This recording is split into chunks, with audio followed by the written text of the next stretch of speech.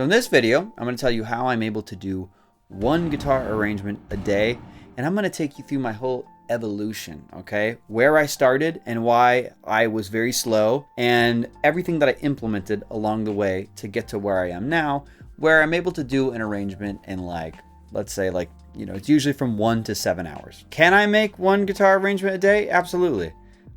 Do I?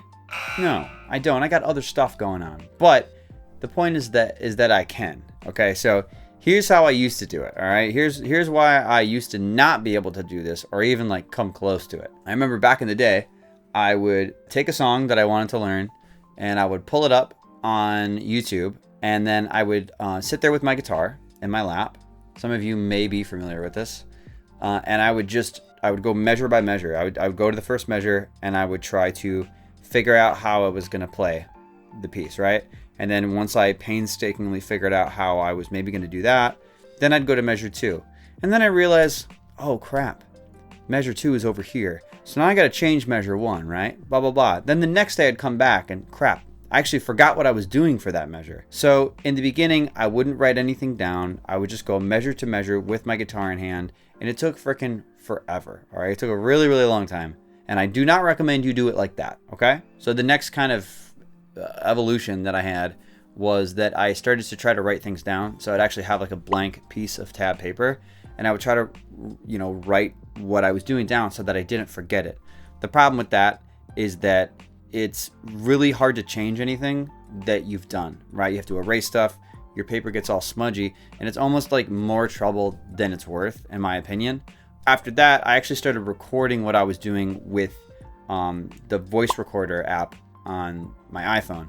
So basically, I'd figure out a certain amount of the song, and then I would bust out a voice recorder, and I would play into it what I had figured out for that particular session. And so this was at least good for not forgetting stuff. So then the next day when I'd come and I would sit down, I would play the audio recording of what I had. So I'd know exactly where to start for that particular day. Then I'd do, another chunk or whatever, and then I would record that, right? So that's as good and as efficient as I could get doing it like that without using software. So the next evolution was when I started to put the MP3, basically grab an MP3 from a YouTube video and put that into a DAW, which is a digital audio workstation. So you might be familiar with these like Logic, Pro Tools, Digital Performer, Ableton. My favorite one is called Studio One. That's actually what I use to record stuff. What that allowed me to do was several things. Number one, it was just easier to see the file. I could see the waveform and everything.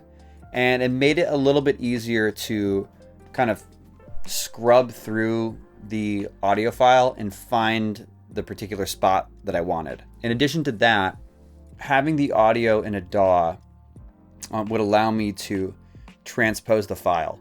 So I could basically raise it up in pitch or lower it in pitch to get it to a key that was more guitar friendly. If you've arranged for any length of time, if you find there's a lot of keys that are just no bueno for guitar.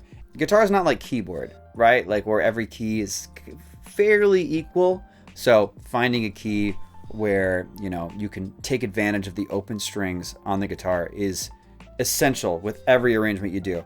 So that actually made it possible and a lot easier to transpose stuff. Then I actually started placing markers in the piece of music. I would actually set a marker for a particular chord, for example, and then I would press play, and then I would be able to, jump back to that particular marker and then press play again. So it became a lot easier to, jump back to where I wanted to be and then, actually play the chord. So up until this point, I had been figuring it all out on guitar and then having another guy tab the song afterwards, because I hated that process. I hated figuring out a piece of music and then having to go back and write it all into Guitar Pro. I freaking hated that. So I would just, figure it all out on guitar and then have him do it.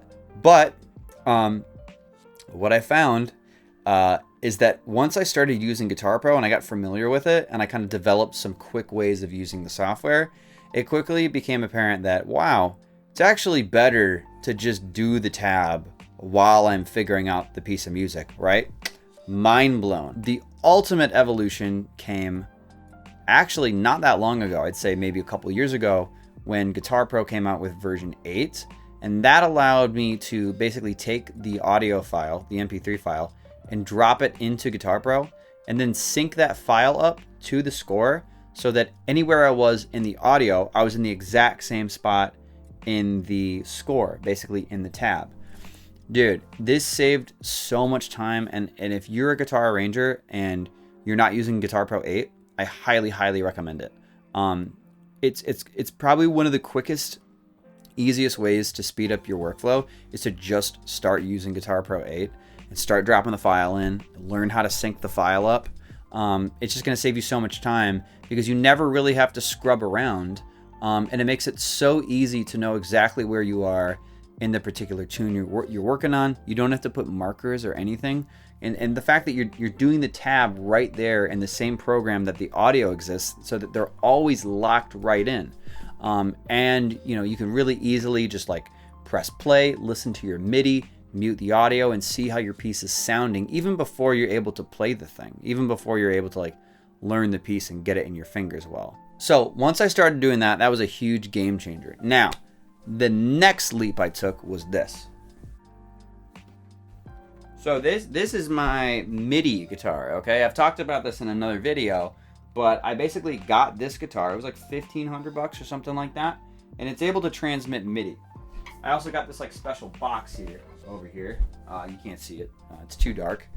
But what that box does is it takes a particular signal from there, it translates it into MIDI, and then it's, there's a bunch of settings in it to like affect the sensitivity of the MIDI. I had to spend a lot of time getting it set up right.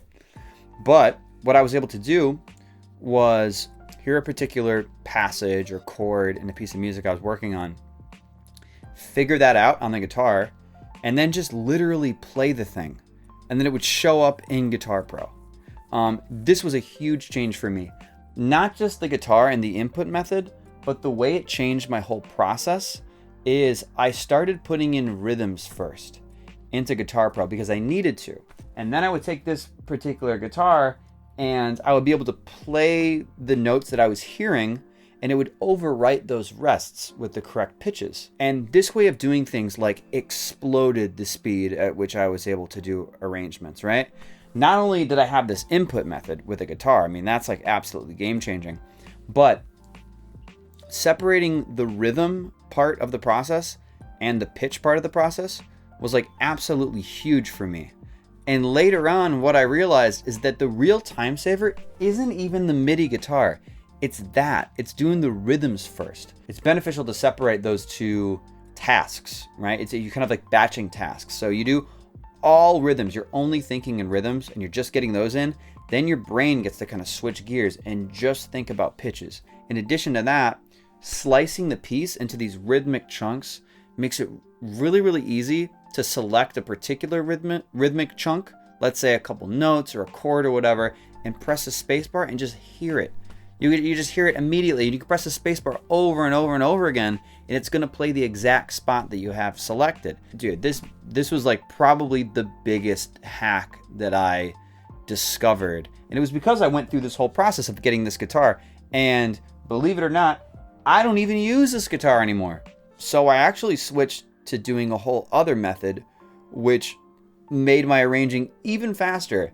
And that is using one hand to do all my arranging. Okay, so basically, what I do now is I figure out the pitches just with my left hand, doing hammer-ons.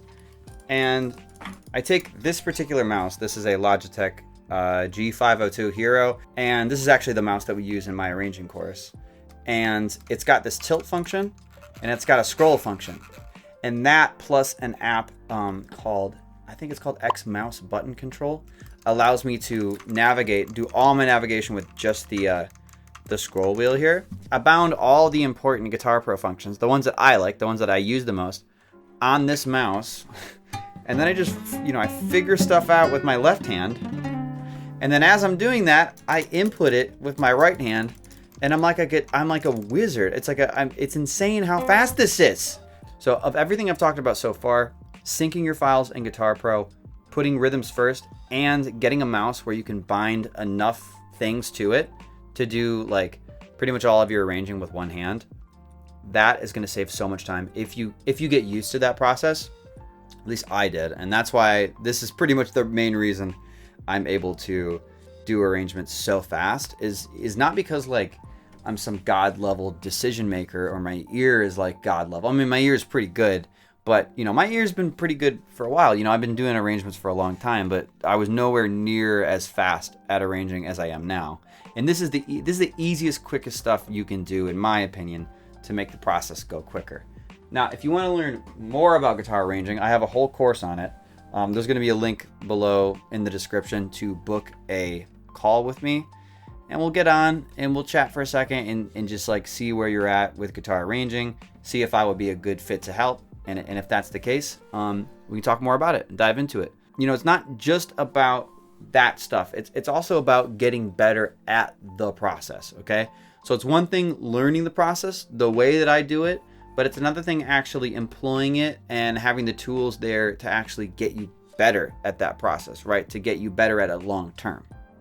It's like you could have a workout, you could have the workout plan, for example, but you know, you still got to show up to the gym and lift the freaking weights to get those muscles, dude. And we're trying to get those arranging muscles. So all these things that I've learned over the past like 10 years or so doing arrangements has got me to the point where I can literally do an arrangement like a day if I wanted to. Now again, I don't do that many, but I totally can. And I'm confident that anybody can learn the process if they want to. Anybody can improve their process, and I really hope the things in this video help to improve your process. Okay? So go out there, arrange some stuff, get a cool mouse, get Guitar Pro, start being cool, dude. Wear a hat, bro. That's the main thing. All right, see ya.